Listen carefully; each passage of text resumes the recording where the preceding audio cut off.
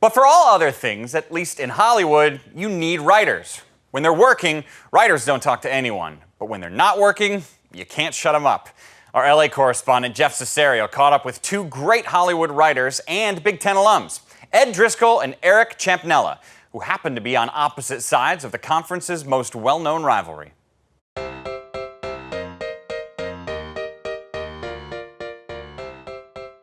All right, we got Michigan here, we got Ohio State here. Eric, worst loss in the rivalry for you? So the worst loss, I'm going to tell you, I went to every Michigan-Ohio State game in Ann Arbor and Columbus from when I was 1979 to 2007. I went to every one. The most painful one, I think, was also the biggest, was for me, which is opposite for you, it was 2006. Because we're both undefeated, Huge. 1 versus 2. Right. And it was more painful too on a as a Michigan level, and I'm sure you even respect this. Is I was at the airport on Friday flying out, and I got the text that my phone started blowing up because Bo passed away. Bo passed away the night before. The night before the game. Are we ever going to have Schembechler Hayes again? I mean, no, Jeff. I hate to tell you this. That's another. I mean, even with Harbaugh, he was typing. He didn't hear. Even with Harbaugh, Meyer, is that going to be? It's a different era, though. Yeah. Isn't it? We ever have two guys like that was coached together? There's Right. all those stories about like them heaving film projectors at each other and stuff. Seriously, at Ohio State, when Bo was an assistant, they would get in these arguments and they'd dump chairs over and stuff. Like, I don't think you're going to see that again. You probably shouldn't, but it was pretty great. They loved each other, but they were like brawling brothers, man. So, how do you watch a game?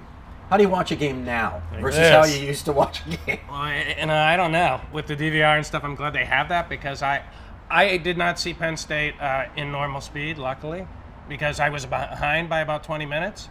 And then all of a sudden, so the blocked kick took 3 seconds. I saw bing, and I go, that looks like a loss. And I turned it right off.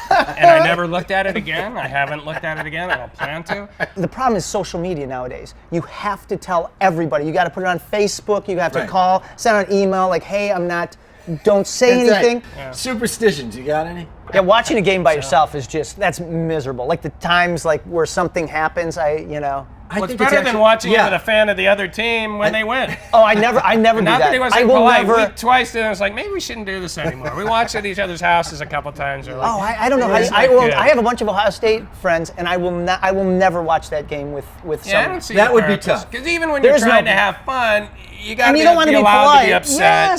Yes. I agree. Or people that I don't get people that go to that'll watch it in Vegas or a sports bar.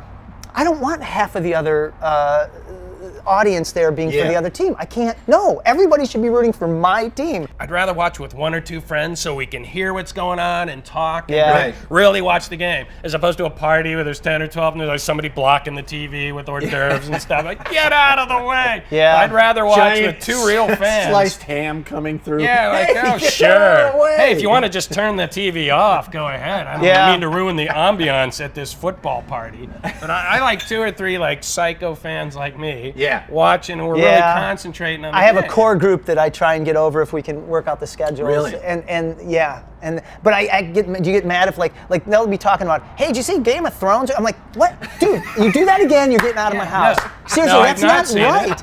That's it's not not right. on the Big Ten Network, so I haven't seen it. Right. Seriously, wait. How's that plug?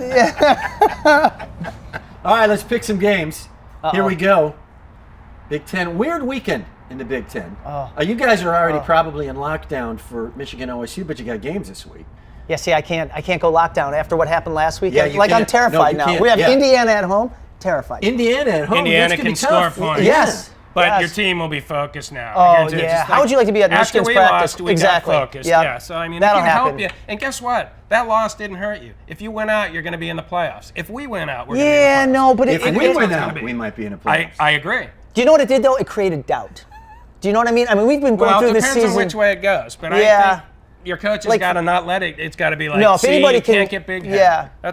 See how afraid they are to get bad karma going? There wasn't a pick anywhere in there. No, he didn't ask, but he didn't ask. It's not really our fault. We started talking about it. Yeah, we went through All right, gentlemen, thank you so much. And now, pick up your pens, your computers, back to writing. We're in. Hey, thanks for having us. I knew we couldn't avoid it forever, but thanks for having us.